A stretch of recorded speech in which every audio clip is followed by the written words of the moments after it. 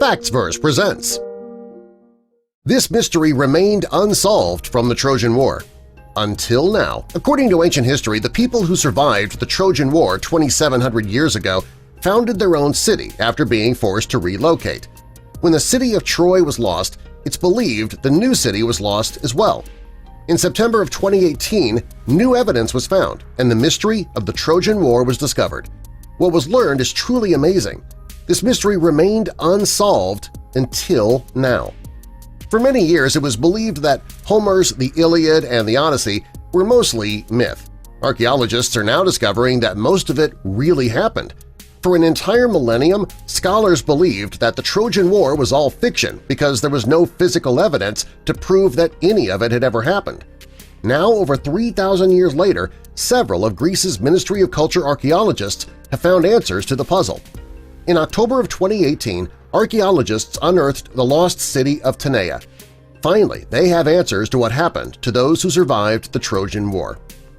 Homer's account of the Trojan War was written 400 to 500 years after the war had ended. The Trojan War itself was said to have occurred sometime around 1200 or 1300 BC. Until now, Homer's account is the only evidence that a war actually happened. Many scholars, even those with open minds, had been skeptical of the story. Over the last 500 years, these people were sure that many embellishments had been made. During the mid-1800s, scholars started to abandon all efforts to find Troy. Bookstores even started to move their copies of the Odyssey from the nonfiction to the fiction shelves. If Homer's story is true, it'd be very hard to find the lost city of Troy. That's because when the Greeks got inside the walls of Troy by hiding inside that famous Trojan horse, the whole city was burned to the ground. It'd be impossible to learn anything about that time, since the fire would have wiped out any historical records. According to scholars, the Greek king Agamemnon wiped Troy off the planet and then brought the survivors back to Greece so they could find a city of their own. According to Homer, it took King Agamemnon a total of 10 years to take down Troy. When he did, he was extremely hard on the survivors. He was so hard on the Trojans for a few reasons.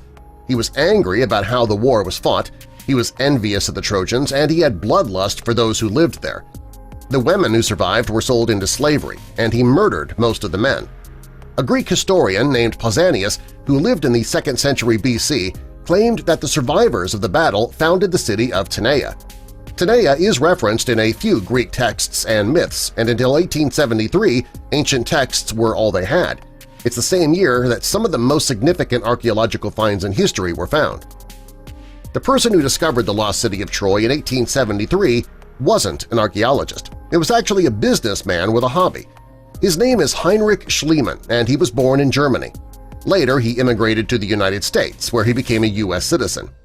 Growing up, Heinrich was obsessed with the Iliad and the Odyssey. He could also read ancient and modern Greek by the time he was an adult. He was able to retire when he was 36 years old and decided to dedicate the rest of his life to finding the lost city of Troy. Most people wonder how a businessman with just a copy of the Iliad in his bag would be drawn to find the lost city of Troy, but there is a good reason. By this point, scholars were sure the whole thing was just a story, so none of them were searching. Heinrich was driven. He had the time, so he started digging, even though he didn't have permission from the Ottoman government to do so. He chose the area to begin digging that had been a gateway to the Black Sea and the Aegean Sea called the Dardanelles. He believed this is where Troy was once located, so he started digging there in 1870. Heinrich did discover Troy in 1870, but years later it was discovered it was just the first version of the city. Troy, like many cities, was built on top of the previous version of itself. Based on what he learned in the Iliad, he focused his attention on a mound of dirt that rose 100 feet high. There he didn't discover one Troy, he found 9 versions of Troy. In 1873, Heinrich made a shocking discovery. He knew he was digging in the right spot even though nobody believed him. Of the 9 versions of the city that he found, he dug up Troy 2.0. There, he found a large building that is said to have been King Priam's palace, who was the king of Troy. During his dig, he also found a massive collection of gold that he dubbed the Treasure of Priam. He smuggled the gold out of the country quickly, and now the myth of the lost city of Troy was found to be accurate, and people started to search for Tenea. Unfortunately, the trail remained cold for over 100 years. The story of how archaeologists found the lost city of Tenea happened in 1984. It was then that a group of young archaeologists discovered a sarcophagus southwest of Athens in the Peloponnese near the Greek village of Chilamoti. The person who led that team was Dr. Elena Korka. After finding the sarcophagus, she wanted to go back for more, but it took 29 years until she finally was able to go back. In 2013, Dr. Korka and her team returned to the site. There they uncovered several tombs and discovered an ancient road. They followed the path of that road for years, and that brought them to a Roman mausoleum. The most significant archaeological find occurred in September of 2018. It was then that the team discovered 9 tombs. Dr. Korka and her team were finding plenty of artifacts. She and her team carefully excavated what would amount to be an entire ancient city. To search the whole area, the team used a combination of new and old methods to examine the topography. The team spoke to locals, they used footage obtained by a drone, and they used old-fashioned research.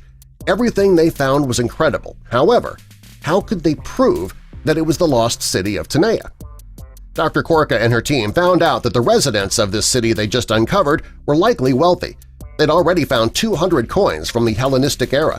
This was 323 to 331 BC until Rome fell in 479 AD.